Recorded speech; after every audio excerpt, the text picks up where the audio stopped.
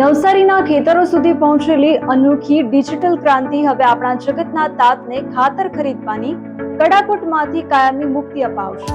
કેન્દ્ર સરકારની આધુનિક fertiliser cell application system Navsari જિલ્લામાં પાયલોટ પ્રોજેક્ટ તરીકે શરૂ થતા જ ખાતર વિતરણ વ્યવસ્થા સંપૂર્ણપણે પારદર્શક અને લાઇન મુક્ત બની ગઈ છે. પ્રશાસનની આ ડિજિટલ પહેલથી વચેટિયાઓની મનમાની પર કાયમી બ્રેક વાગી છે. તો ચાલો વિગતવાર જાણીએ આ આધુનિક વ્યવસ્થા વિશે. નવસારીના પ્રગતિશીલ ખેડૂત અશોકભાઈ ગાંધી માટે હવે ખાતરની ખરીદી ચિંતાનો વિષય નથી રહી. આ નવી એપના માધ્યમથી તેઓ ઘરે બેઠા પોતાની જરૂરિયાત મુજબ ખાતરનું એડવાન્સ બુકિંગ કરાવી લે છે. આ સુવિધાના લીધે ખેડૂતોને વિક્રેતાઓ પાસે ધક્કા ખાવામાંથી મુક્તિ મળી છે અને ખાતર ખરીદીની તમામ અડચણો માત્ર એક ક્લિક પર દૂર થઈ ગઈ છે.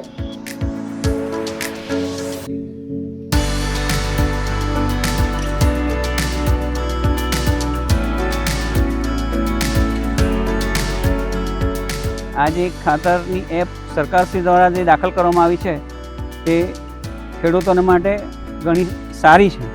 એટલા માટે સારી કે એમાં ખાતરનો રિસ્ટ્રિક્શન રહે, વધુ પડતો ખાતરનો ઉપયોગ નહીં થાય અને ખેતી સજીવ તરીકે વધારે એમાં એનો પાક લઈ શકાય. એટલે ખેડૂતને આમાં આ રીતે લેવામાં ઘણો ફાયદો પણ છે.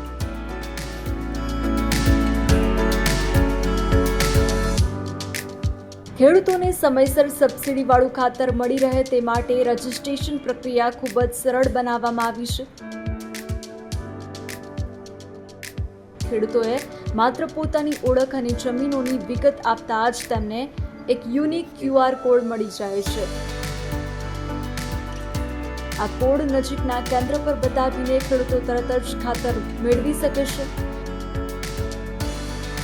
આંગળીના ટેરવે મળતી આ સચોટ સુવિધાથી ખેડૂતોનો કિંમતી સમય પણ બચે છે.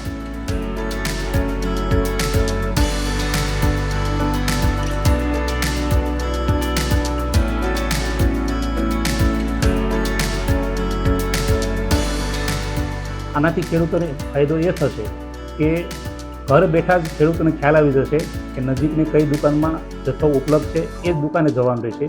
જેથી કરીને નવી સિસ્ટમમાં ખેડૂતોએ નજીકની આજુબાજુની દુકાનમાં અથવા કોઈ પણ બીજી દુકાને પૂછપરછ કરવા જવાનું પણ થશે નહીં, ધક્કા ખાવા નહીં પડે, તેમજ બિનજરૂરી લાઇનમાં ઊભું રહેવાની માંથી પણ મુક્તિ મળશે.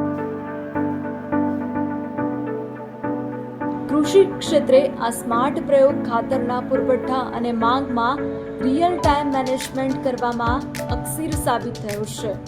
નવસારી જિલ્લામાં આ પારદર્શક સિસ્ટમની સફળતા બાદ હવે તેને સમગ્ર ગુજરાતમાં લાગુ કરવાની વ્યાપક તૈયારીઓ ચાલી રહી છે.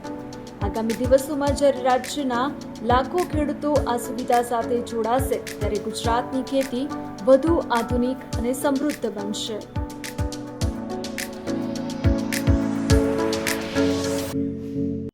તો આ હતી નવસારીના ખેડૂતોના જીવનમાં સુરક્ષા અને સરળતા લાવતી આધુનિક ડિજિટલ પહેલની વિશેષ કડી. ટેકનોલોજીના માધ્યમથી ખેડૂતોનું સશક્તિકરણ થાય અને તેમની મહેનતનું તેમને પૂરેપૂરું ફળ મળે, એ જ ગુજરાત સુરક્ષિતનું ધ્યેય છે.